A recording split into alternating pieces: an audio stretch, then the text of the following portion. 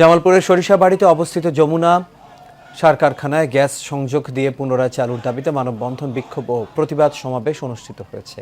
সকালে তারাকান্দি যমুনা সার কারখানার শ্রমিক কর্মচারী ইউনিয়নের সিবিআইয়ের আয়োজনে শ্রমিক ও কর্মচারীরা ঘণ্টাব্যাপী প্রধান ফটক অবরোধ করে মানববন্ধন করেন। মানববন্ধন শেষে বিক্ষোভ মিছিল বের করা হয়। মিছিলটি নিয়ে কারখানার প্রশাসনিক ভবনের সামনে সমবেত হয়ে শ্রমিক কর্মচারীরা সমাবেশ করেন। চলতি বছরের 15 জানুয়ারি সংকটের অজুহাতে কারখানার গ্যাস সরবরাহ বন্ধ করে দেয় তিতাস কর্তৃপক্ষ। দীর্ঘ প্রায় 6 মাস কারখানার উৎপাদন বন্ধ থাকায় যমুনার বিভিন্ন মূল্যবান যন্ত্র ও যন্ত্রাংশ নষ্ট হয়ে পড়ার আশঙ্কা দেখা দিয়েছে।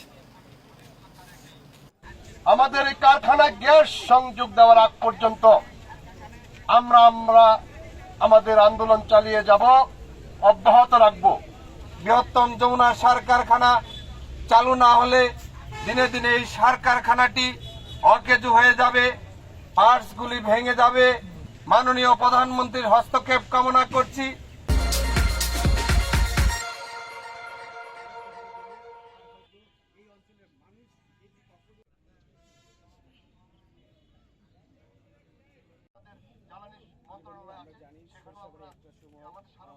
এই এশিয়ার একটি বৃহত্তম যমুনা সার কারখানা চালু না হলে দিনে দিনে এই সার কারখানাটি অকেজু হয়ে যাবে, পার্টসগুলি ভেঙে যাবে। মাননীয় প্রধানমন্ত্রীর হস্তক্ষেপ কামনা করছি।